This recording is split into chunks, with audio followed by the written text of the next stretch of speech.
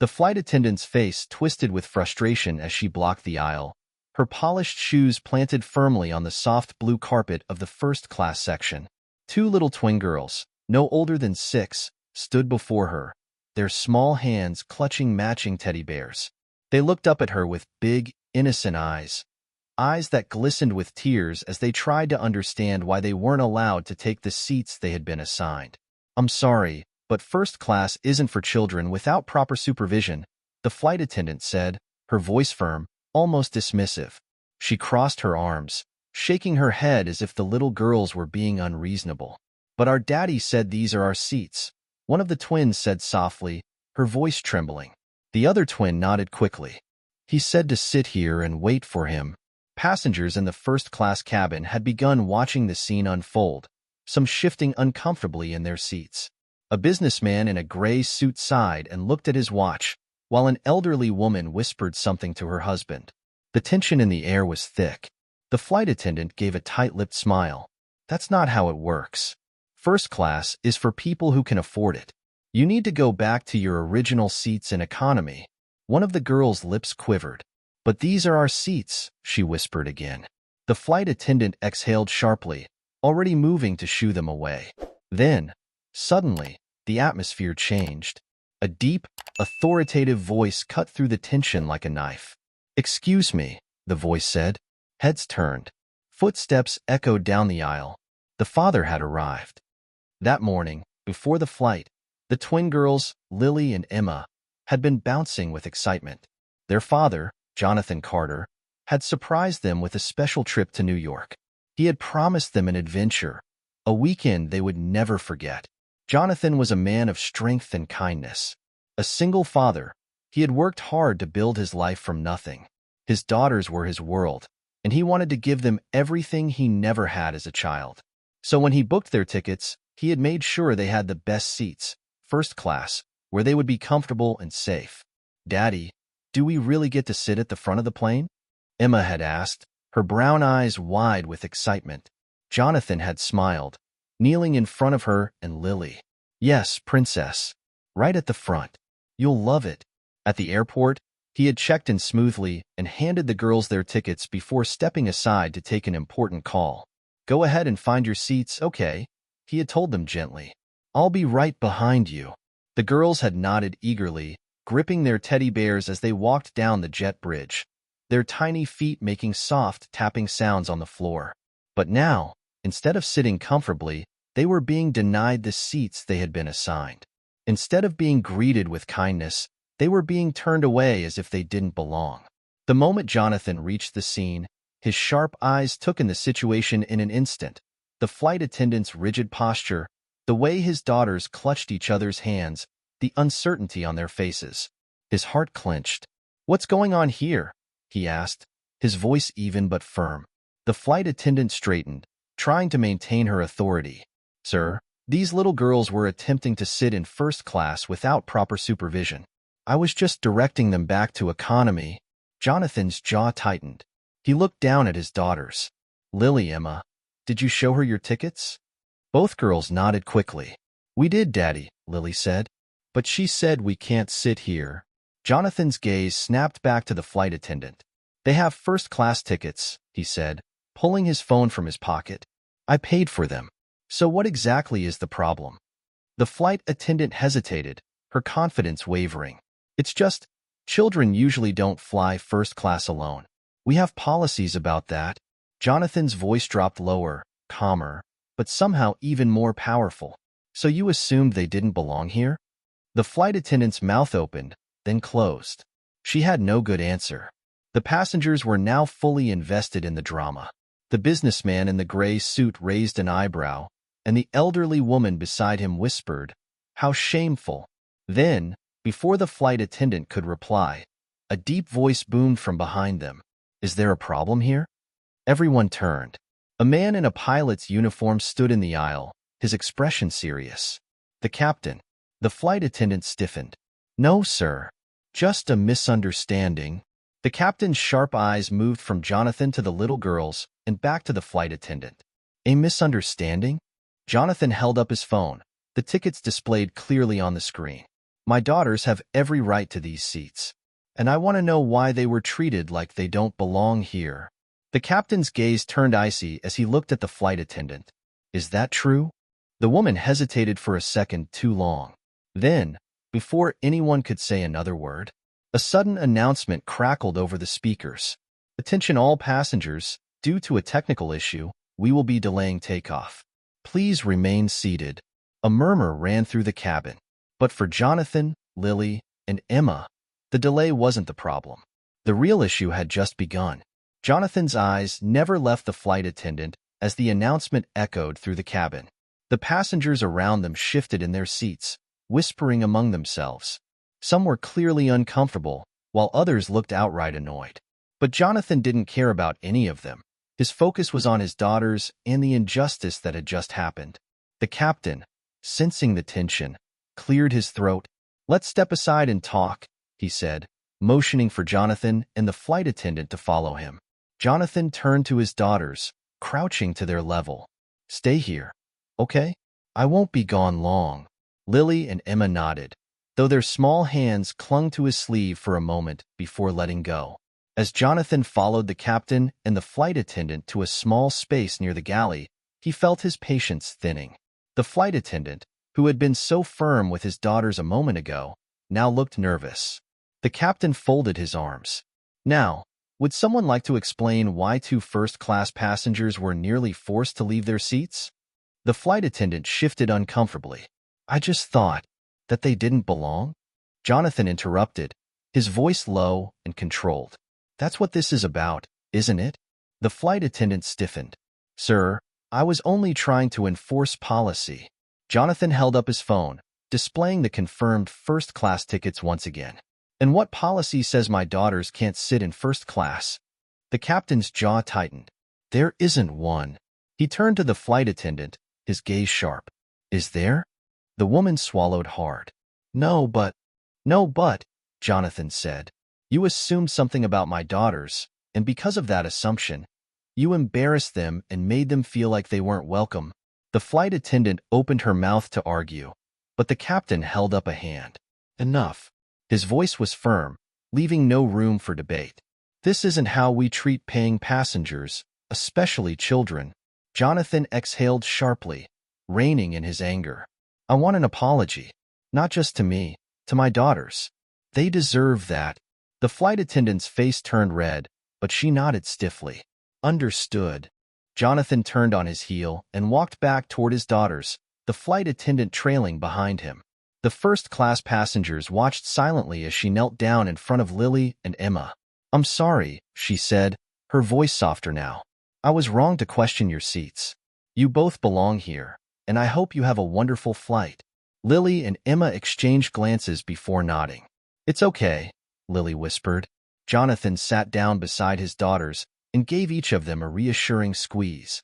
He could still feel the tension in his chest, but for their sake, he forced himself to smile. "See? Everything's all right now." Emma tugged at his sleeve. "Daddy, why did she think we didn't belong?" Jonathan hesitated. How could he explain something so complicated to 6-year-olds? "Sometimes people make quick judgments," he said carefully. "And sometimes those judgments aren't fair. But when that happens, we stand up for ourselves, just like we did today." Lily and Emma nodded solemnly, absorbing his words. Just as the situation seemed to settle, another announcement crackled over the intercom. "Ladies and gentlemen, this is your captain speaking. Unfortunately, the technical issue is more serious than expected. For your safety, we will need to deboard the plane."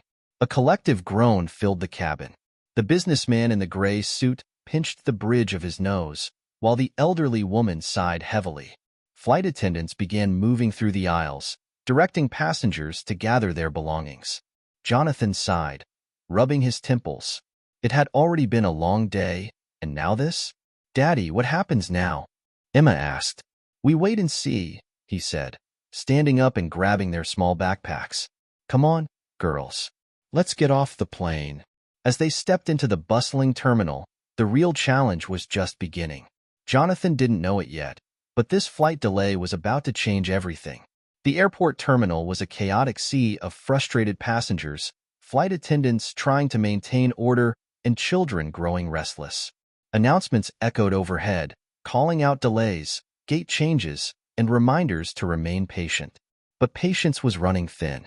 Jonathan gripped Lily and Emma's hands tightly as they stepped away from the jet bridge and into the crowded waiting area.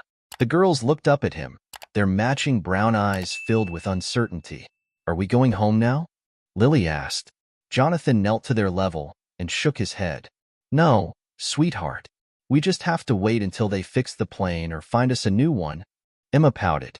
"But that could take forever." He chuckled, ruffling her hair. "Not forever, but long enough that we need to find a comfy spot to sit." They moved toward a quieter section of the terminal, near a row of large windows overlooking the tarmac. Jonathan pulled out his phone to check for updates, but there was nothing new. As he scanned the crowded room, his eyes landed on the flight attendant from earlier. She was standing near the airline counter, her shoulders stiff, talking quietly to another crew member. Every now and then, she glanced in his direction before quickly looking away. Jonathan exhaled. He had made his point. There was no reason to keep focusing on it. Right now, his priority was making sure his daughters were comfortable. He turned back to the girls, who were now sitting cross-legged on the floor, playing with their teddy bears. "Want some snacks?" he asked. Their faces lit up. "Yes," they said in unison. Jonathan smiled, relieved to see them back to their cheerful selves. "Stay right here. I'll be back in a few minutes, okay?" The girls nodded. Jonathan glanced around once more, making sure they were in a safe spot before walking toward the airport convenience store. But just as he disappeared into the crowd, a loud commotion erupted from the far end of the terminal. Shouts, a woman's scream, and then a deep, booming voice yelled, "Stop that man! He took my bag!" Passengers turned in shock as a man in a dark hoodie sprinted through the terminal, weaving between the crowds, clutching a stolen handbag. And he was running straight toward Lily and Emma. Jonathan was only halfway to the convenience store when the commotion broke out. His head snapped toward the noise, his instincts kicking in before his brain could process the situation. The thief, dressed in dark clothes, his face partially hidden by a hood, was sprinting through the terminal, dodging travelers and security guards who had just begun their pursuit. But what made Jonathan's heart stop cold was the direction the man was headed. Straight toward Lily and Emma. The twins were still sitting on the floor, lost in their world of stuffed animals, completely unaware of the danger hurtling toward them. Jonathan's entire body tensed. "Lily, Emma, move!" he roared, shoving past stunned travelers as he sprinted back toward them. But before the girls could react, it was already too late. The thief, desperate to escape, leaped over a row of seats and landed directly beside the twins. Lily gasped. Emma screamed. The man's wild eyes darted around, searching for an escape route. Then, without hesitation, he grabbed Emma by the arm. Jonathan saw red. In an instant, he was no longer a calm, collected father. He was a man fueled by pure, protective rage. The moment the thief yanked at Emma, Jonathan lunged. With a speed he didn't know he had, he reached the man just as he tried to move again. Jonathan's hands locked around the thief's hoodie, and with one powerful motion, he yanked the man backward and slammed him to the floor. The crowd gasped. A woman shrieked. Someone yelled, "Oh my God!" The thief groaned, stunned by the force of the impact. But Jonathan didn't care. His grip tightened, his voice like thunder. "You do not touch my daughter." The man struggled, twisting beneath Jonathan's grip, but Jonathan was stronger. His protective instincts, his fury, his fear, all of it made him unstoppable. Two security officers finally reached them, tackling the man fully and snapping handcuffs around his wrists. Jonathan stepped back, breathing heavily, his fists clenched. His heart was pounding, his body trembling. Then, "Daddy!" Lily and Emma threw themselves at him, their tiny arms wrapping around his waist. Jonathan immediately dropped to his knees, pulling them into a crushing embrace. "I got you," he whispered, his voice hoarse. "I got you." Emma's small body shook against his chest. "That man, he grabbed me," she whimpered. Jonathan kissed the top of her head. "I know, baby, but he's gone now. He'll never hurt you." Lily sniffled. You were so fast, Daddy. He let out a shaky laugh, still running his hands over their arms, their hair, needing to reassure himself that they were okay. You two scared me half to death. A voice interrupted. That was incredible. Jonathan turned his head. The businessman from the plane, the one in the gray suit, was standing nearby, his eyes wide with admiration. Behind him, a small group of passengers had gathered, whispering among themselves about what had just happened. The businessman extended a hand. I don't know who you are, sir, but that was the bravest thing I've ever seen. Jonathan shook his hand, though his focus remained on his daughters. I just did what any father would do. One of the security officers approached. Sir, are you all right? Jonathan nodded. I'm fine. My daughters are fine. That's all that matters. The officer smiled. We'll need to take a statement from you. But first, I think your girls need some water and a little time to calm down. Jonathan exhaled, nodding. Yeah, that's a good idea. As he carried Lily and Emma to a nearby bench, he could still feel dozens of eyes on him. People whispering, pointing. But for the first time since this chaotic day had begun, he didn't care. Because his daughters were safe. And nothing was more important than that. But as he sat down, pulling his girls close, he had no idea that this moment was only the beginning.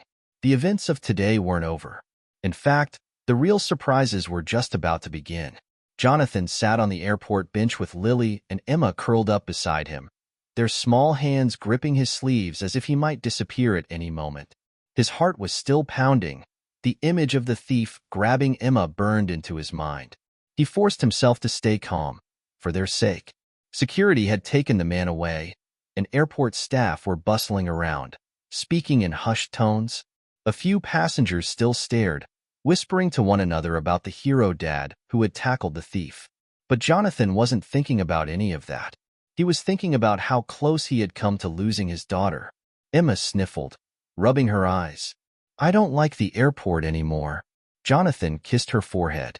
I know, baby. We'll be out of here soon. Lily shifted beside him. Daddy, are we still going to New York? Jonathan exhaled slowly. That was the plan. But after everything that had happened, was it still the right choice? He was about to answer when a voice cut through his thoughts. Mr. Carter? Jonathan looked up. It was the flight attendant, the same one who had denied his daughters their first-class seats. She looked uneasy, almost guilty, as she approached. He tensed, waiting for whatever she was about to say. She hesitated, folding her hands in front of her. I just wanted to say that I saw what happened. And she took a breath. I misjudged you earlier. And your daughters. I was wrong. Jonathan studied her carefully. There was no defensiveness in her tone, no attempt to excuse herself, just a quiet, genuine admission of guilt. Lily and Emma, who had been silent, peeked up at the woman. The flight attendant glanced at them and knelt down to their level. You two are very lucky to have a dad like this, she said softly. And I was very wrong to assume you didn't belong in first class. You do. And I'm sorry. Lily tilted her head. So we can sit in the big seats now? The flight attendant gave a small smile. Yes, sweetheart. No one will ever question that again. Jonathan's shoulders relaxed just slightly. He wasn't one to hold grudges, and seeing that she had learned something from this softened some of the frustration he had felt earlier. Thank you, he said simply. The flight attendant nodded, then stood and glanced toward the boarding gate. Speaking of your seats, I have an update. Jonathan's brows furrowed. Update? She hesitated, almost as if she wasn't sure how to say it. Due to everything that's happened today, the airline would like to offer you and your daughters a special arrangement. Jonathan's instincts kicked in immediately. What kind of arrangement? The flight attendant smiled. You've been upgraded. Jonathan blinked. Upgraded? We were already in first class. Her smile grew wider. Not just any first class, she said. You'll be flying in a private first-class suite. Jonathan was speechless. Lily gasped. What's a suite? Emma's eyes widened. Is it like a castle in the sky? The flight attendant chuckled. Not quite, but close. It's a special section of the plane with its own private space. You'll have beds, a big TV, and even a fancy meal. The girls squealed with excitement, completely forgetting about the events from earlier. Jonathan, on the other hand, remained cautious. And this is because? The flight attendant's face grew serious. Because today, you reminded a lot of people, myself included, what really matters. And because our airline wants to make things right. Jonathan studied her for a long moment. A few hours ago, this woman had looked at his daughters like they didn't belong. Now, she was offering them something beyond first class, something he never would have expected. Finally, he nodded. "All right," he said. "We'll take it." Lily and Emma cheered, hugging him tightly. And for the first time all day, Jonathan felt like things were finally turning around. But as they stood up and followed the flight attendant toward their new seats, he had no idea that the biggest surprise was still yet to come. As Jonathan followed the flight attendant through the terminal, Lily and Emma clinging excitedly to his hands, he couldn't help but feel like something was off. The upgrade was generous, too generous. Airlines didn't just hand out private suites for free, even after a bad experience. Something wasn't adding up. They reached the VIP boarding gate, where a sharply dressed airline representative was waiting. She had a warm smile and a professional air about her, but there was something in her eyes, something expectant. "Mr. Carter," she said, offering a handshake. "It's an honor to meet you." Jonathan shook her hand warily. "Thank you." The woman knelt down to the twins' level. "And you must be Lily and Emma." The girls beamed. "We're going to a castle in the sky," Emma declared. The woman chuckled. "That's right. A very special one." Jonathan narrowed his eyes slightly. "What's this really about?" The woman straightened. "I understand your hesitation, Mr. Carter, but I assure you, this upgrade is our way of making things right. After the incident on board and what just happened in the terminal, we want to ensure that you and your daughters have a stress-free flight." Jonathan didn't buy it. There was more to this. But before he could press further, another voice interrupted. "There he is. That's him." Jonathan turned, frowning.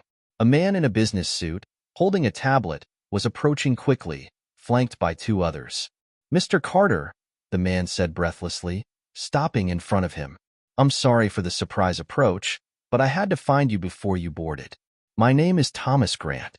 I run a major news outlet, and I'd love to feature your story." Jonathan stiffened. "My story?" Grant smiled eagerly. "You saved your daughter from a thief, stood up against discrimination on a flight, and showed the world what a real father looks like. People need to hear this." Jonathan's stomach sank. So that's what this is about. The airline wasn't just giving him a fancy upgrade out of kindness. They were trying to control the story. He glanced at the flight attendant and the airline representative. Neither denied it. "Look," Grant continued, lowering his voice, "your story is already spreading online. Someone filmed the whole thing. You're trending. The world sees you as a hero." Jonathan clenched his jaw. He wasn't looking for attention. He wasn't looking to be anyone's hero. He just wanted to protect his daughters. Lily tugged at his sleeve. "Daddy, what's trending?" He sighed, crouching to her level. "It means a lot of people are talking about us, sweetheart."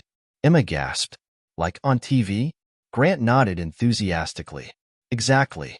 In fact, we'd love to do a live interview with you once you land in New York. This could be huge, Mr. Carter. Inspirational. Life-changing." Jonathan stared at him. He hadn't asked for any of this. Before he could answer, the airline representative quickly stepped in. "Mr. Carter, regardless of what you decide about the media, our offer for the upgrade still stands. Please, let us show you and your daughters the best experience we can offer." Jonathan exhaled. He was tired. He just wanted to get on the plane and give his daughters a good memory after everything they'd been through. He nodded. "Fine. We'll take the upgrade. But I'm not making any promises about interviews." Grant grinned. "That's all I ask. Just think about it." Jonathan took his daughter's hands again, leading them toward the jet bridge. As they stepped onto the plane, they were immediately escorted into the private suite section. Lily and Emma gasped in amazement. The suite was unlike anything they had ever seen. Instead of regular airplane seats, there were two large, luxurious recliners that could turn into full beds. A massive screen was mounted on the wall, displaying a selection of movies. A glass divider could be closed for privacy. Emma twirled in excitement. This really is a castle in the sky. Lily climbed onto one of the recliners, giggling. It's so soft. Jonathan finally smiled, watching them. Maybe, just maybe, this wasn't so bad after all. As they settled in, a flight attendant, a different one this time, arrived with a silver tray of fresh fruit and sparkling juice. For our special guests, she said warmly. Jonathan nodded in thanks, still feeling wary but allowing himself to enjoy the moment.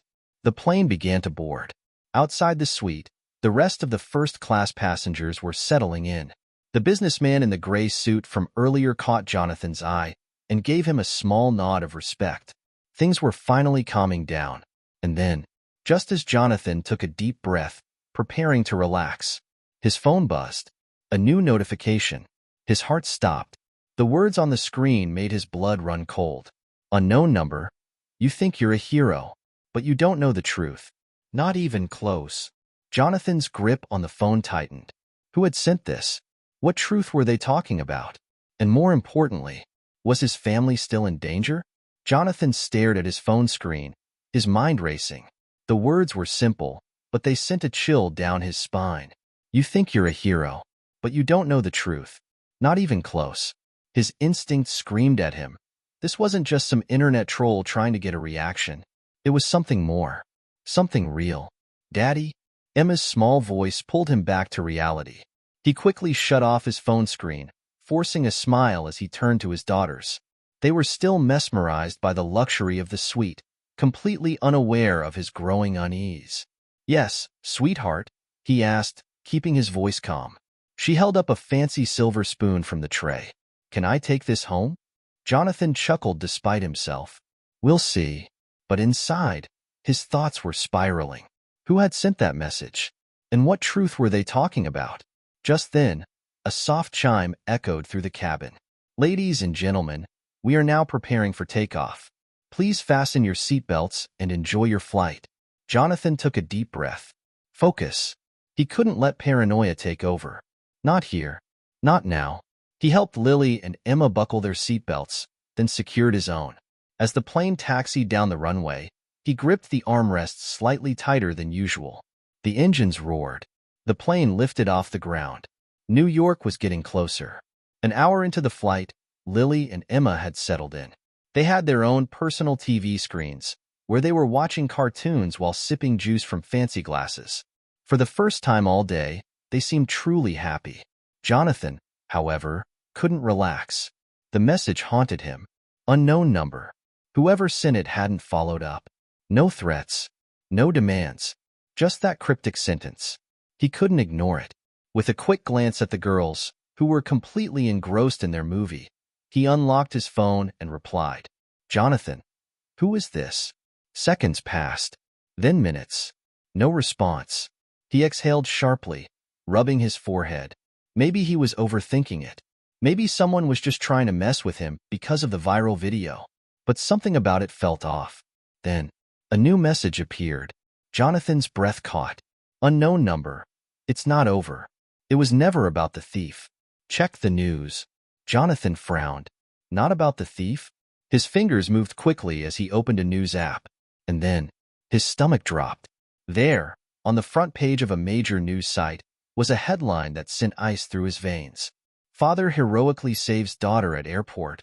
But was it a setup? Jonathan's pulse pounded in his ears as he clicked the article. The story started with what had happened at the airport. The thief, the chase, the tackle. But then, as he kept reading, his blood ran cold. Sources suggest that the incident may not have been random. Reports indicate that the suspect had no prior record of theft. Some believe he may have been targeting the family specifically. Jonathan's grip on his phone tightened. Targeting us? His breathing became shallow as his mind raced through possibilities. If it wasn't random, if someone wanted him distracted, then what was the real goal? He turned sharply to his daughters. They were safe, still watching TV. Nothing had happened to them, but then his heart stopped. What if the real danger wasn't back at the airport? What if it was here? On this plane? Jonathan's entire body tensed as he scanned the cabin.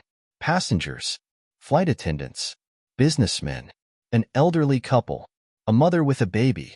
Who among them didn't belong? And then, he saw it. A man, sitting near the exit row, dressed casually, but something about him felt wrong. His eyes. They weren't watching a movie or reading like the others. They were watching him. Jonathan's heartbeat thundered in his chest. The stranger looked away quickly, pretending to be uninterested. But Jonathan knew better. Someone was watching them. And whatever this was, it wasn't over. Jonathan's entire body tensed. He was trained to trust his instincts, and right now, every fiber of his being was screaming that something was wrong. The man sitting near the exit row was watching them. Not casually. Not like the other passengers stealing glances because they had seen him on the news. This was different. Deliberate. Calculated. Jonathan's mind raced. Who was he? Why was he here? Was he connected to the thief at the airport? He had to stay calm. For the girls? He forced himself to breathe, shifting in his seat while keeping the man in his peripheral vision. He needed more information. Don't act suspicious. Don't let him know you've spotted him.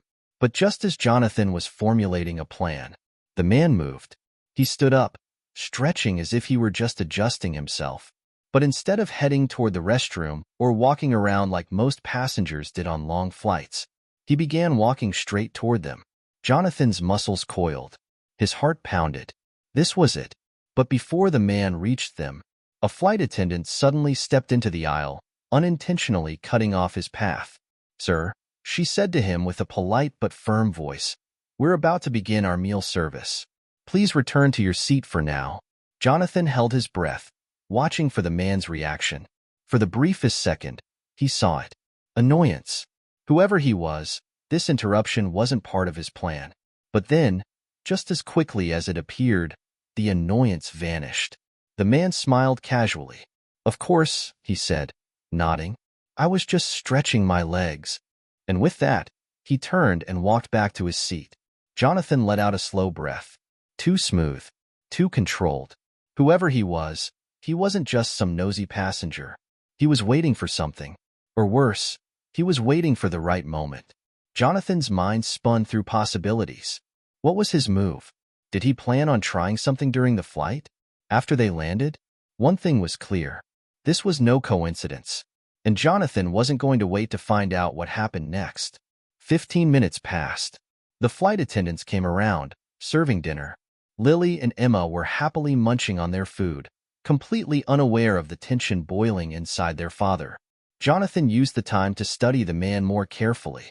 The stranger sat still, eating slowly, but his eyes kept moving, tracking, watching.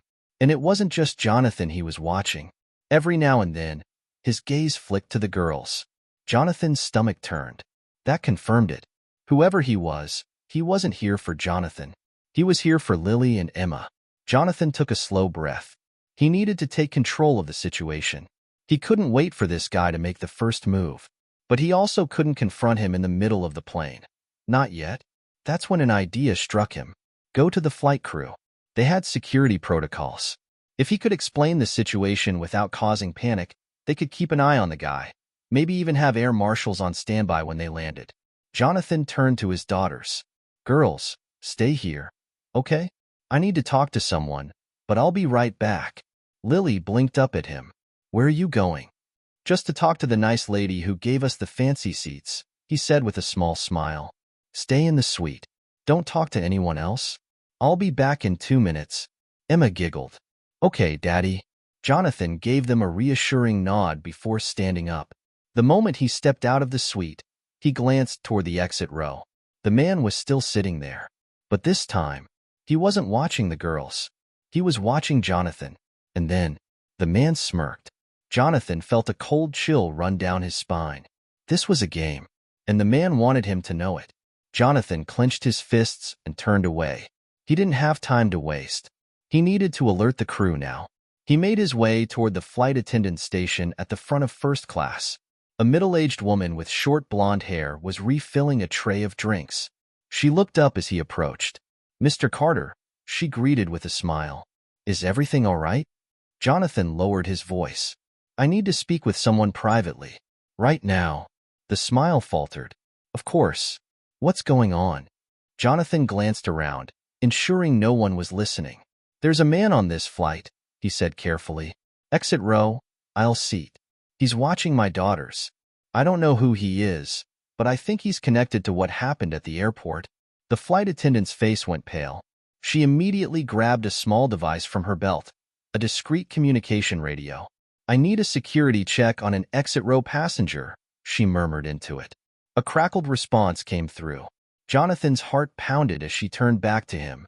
"We're on it," she whispered. "Stay with your children. Don't let them out of your sight." Jonathan nodded. "I won't." As he turned to walk back, something strange happened. The lights flickered. Just for a second. Barely noticeable. Jonathan's gut clenched. Something was wrong. Then, a sharp ding sounded over the intercom. A male voice, calm but firm, came through the speakers. "Ladies and gentlemen, this is your captain speaking. We are experiencing an unexpected technical issue. We ask that you remain seated while we investigate." Jonathan froze mid-step. Technical issue? His eyes darted toward the man in the exit row. And that's when he saw it. The man had no reaction to the announcement. No confusion. No concern. Just a tiny, knowing smile. Jonathan's stomach twisted. Whatever this was, it was planned. And somehow, this man was part of it. The plane wasn't just experiencing a random malfunction. Something was happening. And Jonathan had no idea what was coming next. Jonathan's instincts screamed at him. This wasn't normal. A technical issue could mean anything, but the way the announcement was made, the timing, and most of all, the fact that the man in the exit row wasn't surprised at all. It wasn't a coincidence. Something was happening. And whatever it was, Jonathan and his daughters were right in the middle of it. He forced himself to move, walking briskly back toward the first-class suite where Lily and Emma were waiting. He needed to be with them. He needed to make sure they were safe. As he slipped back into their private cabin, he found the girls still watching their movie, oblivious to the growing tension around them. Lily looked up. "Daddy? What was that noise?" Jonathan crouched next to them, keeping his voice calm. "Just the pilot checking something. Nothing to worry about." Emma held up her juice cup. "Can we still get ice cream later?" Jonathan forced a smile. "Of course, baby." But inside, his mind was racing. The lights had flickered. The plane was having technical issues, and the man in the exit row was smiling. Jonathan needed answers. 20 minutes passed. The plane continued flying smoothly, but the air inside the cabin felt tense. Flight attendants whispered to each other near the galley. The businessman in the gray suit kept glancing around, clearly sensing that something was off. Other passengers, unaware of the situation, were either sleeping or watching movies. And the man in the exit row? He hadn't moved. Jonathan had to make a decision. Fast. Waiting wasn't an option anymore. He unbuckled his seatbelt and slowly stood up, making sure not to alarm the girls. "Daddy?" Lily asked. "I'll be right back, sweetheart," he said softly. "Stay here, okay?" She nodded, though her eyes showed a hint of worry. Jonathan gave her a reassuring squeeze before stepping out of the suite. As soon as he entered the aisle, he made direct eye contact with the flight attendant he had spoken to earlier. She nodded discreetly. She was already onto something. Jonathan walked toward her, keeping his pace normal even though every muscle in his body was tense. As soon as he reached her, she leaned in and whispered, "We checked the passenger list. That man in the exit row?" Jonathan's jaw clenched. "Yeah." She swallowed hard. "He's not supposed to be on this flight." Jonathan's stomach dropped. "What?" he hissed. "He was never scanned into the system," she explained quickly. "No boarding pass on record. No seat assignment. He's not a registered passenger." Jonathan's hands clenched into fists. "He's not just watching us. He's not even supposed to be here." His pulse thundered. That meant one thing. He got on board intentionally, and security never caught it. The flight attendant looked shaken. "The captain has been informed. They're contacting authorities on the ground." Jonathan's brain was moving a mile a minute. If this guy had snuck onto a plane, there was a reason. Was he armed? Was he part of something bigger? Was this entire flight in danger? He had no choice but to act now. His daughters were on this plane. He wasn't going to wait and find out what this man had planned. Jonathan turned toward the exit row. His eyes locked onto the man's. And then, the man smiled again. like he was waiting for Jonathan to figure it out, like he knew Jonathan was coming for him. And before Jonathan could take a step forward, the plane suddenly shook violently. Passengers screamed as oxygen masks dropped from the ceiling. The lights flickered again, then went completely dark. A loud boom sounded from below the cabin. Jonathan grabbed onto a seat to steady himself, his ears ringing. And then, a voice came over the intercom, but it wasn't the captain. It was someone else, and their voice was cold, calculated. "Ladies and gentlemen, this plane now belongs to us." Jonathan's blood ran ice cold. The plane had been hijacked. For a split second, everything was silent. No one moved. No one spoke. The cabin, once filled with the hum of casual conversations and the clinking of silverware, had gone completely still. And then, chaos erupted. Passengers screamed. A woman in the back sobbed loudly. The businessman in the gray suit cursed under his breath, gripping the armrest. Flight attendants were frozen in shock, their eyes darting toward the cockpit. But Jonathan? He wasn't panicking. He was calculating. His daughters. He needed to get to them now. Move. The plane shuddered again, sending trays and drinks tumbling to the floor. Some passengers grabbed their oxygen masks in confusion, unsure if they should put them on. Jonathan fought against the shaking of the aircraft, pushing his way back toward his first-class suite where Lily and Emma were waiting. Every second felt like an eternity. He reached the door, pulling it open, and found both girls huddled together, eyes wide with terror. "Daddy?" Lily's voice was small, trembling. Jonathan dropped to his knees, pulling them close. "It's okay, baby. I'm here." Emma clung to him. "What's happening?" Jonathan forced himself to stay calm. He couldn't let them see his fear. "Some bad people are trying to scare us," he whispered. "But I won't let anything happen to you. Do you hear me?" The girls nodded frantically. Jonathan kissed the tops of their heads, but his mind was already racing. Who were they? What did they want? How did they even take control of the plane? And then, the intercom crackled again. The same cold, unnervingly calm voice spoke. "Let me introduce myself properly." Jonathan gritted his teeth, recognizing the tone. This wasn't some panicked criminal. This was someone in control. Someone who planned this. The voice continued, slow and deliberate. "My name is Adrian Cross, and if you want to make it off this plane alive, I suggest you follow my instructions." Jonathan's heart pounded. Cross. That name. He'd heard it before. Where? He reached for his phone, but the Wi-Fi had been cut. The plane was isolated. And then, the man in the exit row stood up. Jonathan whipped his head around. Passengers gasped as he casually removed his jacket, revealing a black, tactical vest. A gun was strapped to his thigh.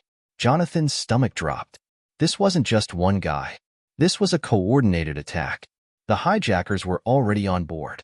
The man in the vest, the one who had been watching Jonathan all along, walked into the aisle with the confidence of someone who knew he was in charge. Jonathan's mind was racing. How many of them were there? 2? 3? More? He couldn't risk making a move yet. Not with his daughters here. Not without knowing the full situation. The man's cold gaze scanned the cabin. He was looking at everyone, measuring them. Then, his eyes landed on Jonathan, and he smirked. Jonathan didn't react, didn't flinch, but inside, his entire body was coiled, ready. The intercom crackled again. "If you're all wondering why we're here," Cross's voice said smoothly, "I'll make it very simple." A pause. Then, "We're not here for the money. We're not here for politics. We're here for one person." Jonathan's pulse roared in his ears. Passengers murmured in fear, looking around. Who? Who were they after? Jonathan already knew. The man in the vest smiled. Then, he pointed. Straight at Jonathan. "You," the man said. Gasps filled the cabin. Jonathan's fingers clenched into fists. Emma whimpered, burying herself into his chest. Lily held onto his arm, her tiny fingers digging into his sleeve. Jonathan stood slowly. If they wanted him, they had made the biggest mistake of their lives. Because he wasn't going without a fight. Jonathan stood tall, his muscles coiled like a loaded spring, his mind racing at 1,000,000 miles per hour. They were after him. Not the plane. Not the passengers. Him. The man in the tactical vest smirked, taking a step forward. Passengers gasped, shrinking in their seats, desperate to avoid being caught in the middle. Lily and Emma clung to Jonathan, their little bodies trembling against him. Jonathan could feel their fear. He couldn't let them see his. His voice was steady, controlled. "You came all this way for me?" The man chuckled. "Of course we did." Jonathan narrowed his eyes. "Then let's get one thing straight." He took one deliberate step forward. "You're not getting me. And you're sure as hell not touching my daughters." The man grinned, like he was enjoying this. "I like you, Carter," he said smoothly. "You're everything they said you'd be." Jonathan's blood ran cold. They knew his name. This wasn't random. It never had been. And suddenly, pieces started clicking together in his mind. The thief at the airport. The mysterious text messages. The suspicious flight upgrade. This was never about the plane. It was about him. Jonathan's voice dropped to pure steel. "Who are you?" The man tilted his head, like he was debating whether to answer. Then, he tapped his earpiece. A second later, the intercom crackled. Adrian Cross's voice filled the cabin. "Jonathan Carter," he said smoothly. "Former special ops. Trained in counterintelligence. Expert in hand-to-hand combat." Jonathan's breath stilled. Cross knew who he was. Passengers whispered in shock, eyes darting toward Jonathan. Cross chuckled over the speakers. "Didn't think we'd do our research?" Jonathan stayed silent. He wouldn't give them the satisfaction of reacting. "You were always going to be ours, Carter," Cross continued. "We just needed to get you alone." Jonathan clenched his jaw. That's why they went after Emma. They hadn't wanted to kidnap her. They wanted to rattle him, distract him, so they could force him onto this flight. It had all been a setup. Jonathan's voice was like ice. "What do you want from me?" Cross's tone turned amused. "Oh, you already know the answer to that." Jonathan's heart pounded. There was only one reason a man like Cross would go to these lengths. He wanted something that only Jonathan could do. Or worse, something Jonathan had. A classified file? A mission he had buried? A secret from his past? Whatever it was, Cross believed Jonathan was the key. Jonathan took a slow, steady breath. Then, his entire posture changed. He relaxed his shoulders, unclenched his fists, let his expression cool. He wasn't just a father protecting his daughters. He was a soldier again. Jonathan met the man's eyes and smirked. "You want me?" His voice was mocking. "Dangerous. Come and get me." The hijacker's smile faltered. That was all Jonathan needed. He moved. It happened fast. 1 second, the hijacker was standing there, gun strapped to his side. The next, Jonathan exploded forward. His fist crashed into the man's throat. The hijacker gagged, stumbling backward. Passengers screamed. Jonathan didn't stop. He grabbed the hijacker's arm, twisting violently. A sickening snap filled the air. The man's wrist broke. His gun hit the floor. Jonathan kicked it away. The hijacker gasped in pain, staggering. But Jonathan didn't give him a chance to recover. He drove an elbow into the man's temple. The hijacker collapsed. Passengers were frozen in shock. No one dared to move. Jonathan breathed hard. He had neutralized one threat. But Cross was still out there. And this plane wasn't safe yet. A voice crackled over the intercom, cold and amused. "Impressive." Jonathan whirled toward the cockpit. That's where Cross was. That's where this would end. And that's where he was going. But before he could take a step, a new voice shouted, "Stop right there, or the pilot dies." Jonathan's blood ran cold. He turned slowly and saw another hijacker standing near the cockpit door. A gun pressed against the captain's head. Passengers gasped. Lily and Emma screamed. The hijacker sneered. "You make one more move, Carter, and we crash this plane." Jonathan froze. For the first time since this started, he had no move left to make. Jonathan stood frozen, his mind racing. The hijacker near the cockpit had a gun pressed against the pilot's head. Passengers were crying, trembling. Lily and Emma were huddled together, sobbing. Jonathan's heart pounded. He had to fix this. But one wrong move and the plane could go down. The hijacker smirked. "Now, Carter. Hands where I can see them." Jonathan slowly raised his hands. His muscles coiled like a spring. The The hijacker sneered. Good boy. Jonathan didn't react. He needed to buy time. The intercom crackled. Cross's voice oozed amusement. I have to admit, Carter, I expected a fight. But not this. Jonathan's jaw tightened. Let them go, Cross. This is between you and me. His voice was like steel, asterisk, asterisk. Cross chuckled. Oh, but you don't get to decide that. Jonathan's mind spun. Think. Find a weakness. And then, he saw it. The gun. The hijacker near the cockpit was holding it too loosely. Sloppy. Overconfident. If Jonathan moved fast enough, he could end this. He took a slow, steady breath. One shot. One chance. And then, he moved. It happened in a blink. Jonathan lunged forward. The hijacker's eyes widened. But it was too late. Jonathan knocked the gun aside. A shot fired. Passengers screamed. But the bullet hit the ceiling. Jonathan grabbed the hijacker's wrist, twisting hard. Another sickening snap. The gun clattered to the floor. Jonathan slammed his fist into the man's jaw. The hijacker collapsed, unconscious. Silence. Passengers stared in shock. Jonathan breathed hard. The threat was neutralized. But he wasn't done yet. He grabbed the gun. Cockpit. Now. He kicked open the door and found Cross. The terrorist leader was standing over the co-pilot, smirking. Jonathan aimed the gun. It's over. His voice was deadly asterisk asterisk. Cross simply grinned. No, Carter. It's just beginning. Then, he pressed a button on his watch. A small beep sounded. Jonathan's blood ran cold. A bomb timer appeared on the cockpit screen. 0:30. 30 seconds. Cross laughed. You can kill me, Carter. But that won't stop the countdown. Jonathan's heart pounded. Passengers were still on board.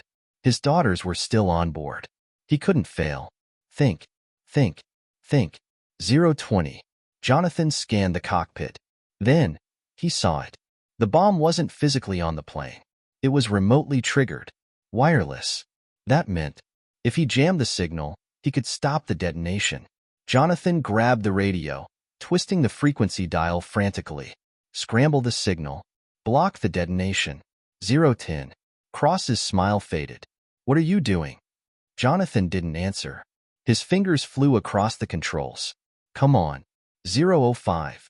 A final twist of the dial, and then, the timer froze. 0:01. A long, beeping sound.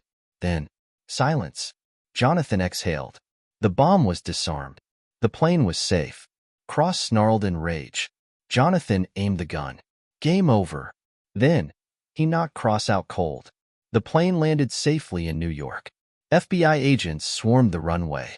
Jonathan carried Lily and Emma off the plane, holding them close. They clung to him, safe in his arms. Passengers cheered. The news exploded with the story of the hero dad who stopped a hijacking, but Jonathan didn't care about the headlines. All that mattered. His daughters were safe. As they stepped onto solid ground, Lily whispered, "You're the bravest daddy in the world." Jonathan smiled, holding them tight. And as the sun rose over the city, he knew they were finally free.